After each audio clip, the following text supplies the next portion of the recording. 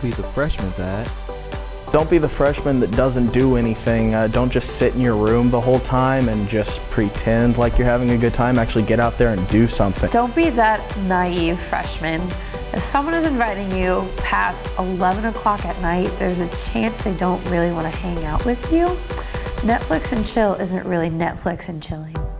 Don't be that freshman that skips class all the time and doesn't take notes, and then like the night before emails the entire class asking for the test answers or like the study guide answers or any of that, because I don't want to carry your grade. Like, sorry, figure it out. You're an adult now. Welcome to college. Take notes, pay attention, and if you don't, get a bad grade. You know, like join a club, join a frat, join a sorority. If you don't have one that you like make one. That'd probably be like the funnest thing to do. Like, I wish I had made a Digimon club and been chilling out with everybody who likes Digimon. That'd be pretty cool. Don't be the freshman that comes in thinking they know everything when you don't. You just get a new chapter in life and your skills and you have to rebuild them. You're not gonna know everything. Don't be that person. Moment you will relive. The moment I would relive freshman year, actually wouldn't even be a moment, it'd be like the whole first semester, because it was honestly the best time of my life. In general, I would just want to relive and be a freshman. You know, everyone loves you, you're brand new. Like I kicked it the first semester of freshman year. Like every day, me and my crew were at the station from like 6 o'clock at night to 5 o'clock in the morning, just talking and just having fun. Then we all had 8 o'clock classes. Hands down, the best moment that I'd want to relive is chilling out in one of my friends' dorms and just marathoning Super Smash Bros. Tournaments. The best thing you can probably ever do living in a dorm. Pretty much just anything having to do with Nintendo is a great idea. You know, when you get to junior year, you're just old and no one wants to hang out with you anymore. It's really sad. I would like guys don't look at you anymore. They're like, oh, yeah, she's old. She's almost 21.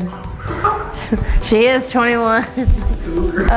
2 years ago was when I got my big, and I relive that moment. I totally happy cried, which I've never done in my life, but it was awesome. And so, yeah, definitely that. And she has a pet bunny, so after I found out who she was and like found out she was my big, we went to her house and I played with my brother, and it was great.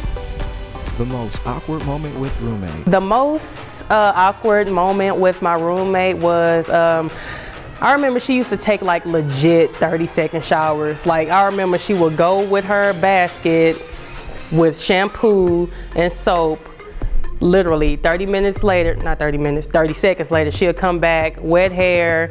I'm just like, did you just put a drop of water on you and then thought that was a shower? I was actually a transfer student and I lived in the suites. And in the suites, I had like 3 different roommates because they just kept switching out on me. With one of them, it was really awkward because her boyfriend would always come up, and the beds are really squeaky. And even like in the other room, I'm just hearing all this squeaking and I'm like, you don't have a pet hamster. So. Probably any time we were both in the same room together. We didn't really get along about the first weekend. We both went out and bought all the groceries and he ate all of his and then decided to eat all of mine. That was pretty much the end of our friendship. So pretty much any time we were together, that was an awkward moment. So me and my roommate had a pretty solid understanding that if they wanted their room, like we talked to each other beforehand, and I always try to make it where I would stay somewhere else or just be gone. And one time it didn't really work out and I left a note on the whiteboard before she came in like, hey, couldn't find a place to stay. I'm in here, like don't do anything. And I like wake up in the middle of the night and there's things being said that, really awkward. You can't ever, and weird noises. I got to message my roommate when I first met who she was, and she just laid everything out on the line at first. Me and her were completely polar opposite people. She told me she was a Wiccan. I didn't know what a Wiccan was. So I Googled it and I was really concerned for my well-being. Yeah, that was pretty much it. Eat my food and that's about it. Like, we would do things like to get back at each other. Like, if I had my girlfriend over, he would just not leave ever. And he would just sit there and just stare at us. And so I would do things like when he'd be gone, I would get up and sandpaper the popcorn ceiling into his bed. And so, you know. Also, she didn't have like a towel with her, so me and my friend was just like, how do you wash your body? Do you just... I just was like, I awkwardly had to, and I was looking that way, and so I had to awkwardly go and like turn over.